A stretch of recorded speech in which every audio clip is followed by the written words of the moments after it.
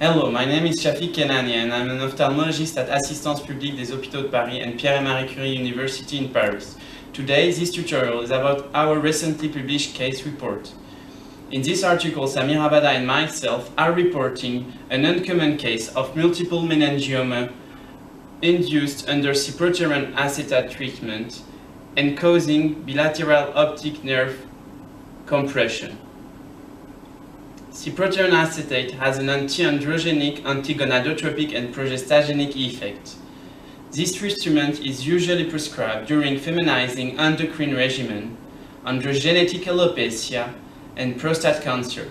Multiple meningioma growth in patients under Cyproterone acetate is now well known.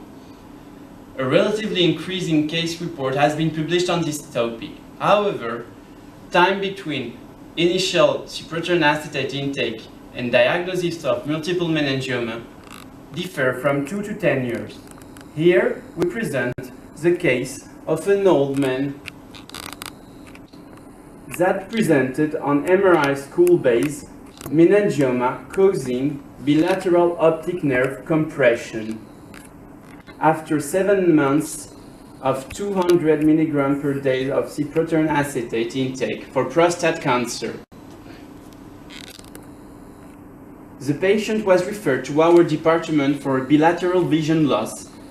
Clinical exams show bilateral papilla edema, as we can see on OCT.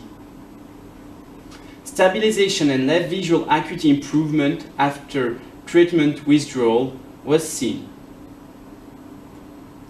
We have no explanation to this rapidly induced phenomenon. Hypothesis could be a higher exposure dose to Cyproterone acetate, around 200 mg per day than other past cases. Another hypothesis could be a more pronounced progesterone and estrogen receptor in this kind of meningiomas. Our review of literature shows that most reported cases were younger than our patient. It seems that in older patients, time between initial Cyproterone acetate intake and diagnosis of multiple meningioma is short. Most reported cases showed school-based location in patients taking Cyproterone acetate treatment. Therefore, we suspect a particular histopathologic entity considering the preferential school-based location of this type of meningiomas. Another interesting finding is that after treatment withdrawal, there is a rapidly regression of stabilization of meningiomas. Finally, we propose a decision tree for management of patients undergoing Cyproterone acetate treatment.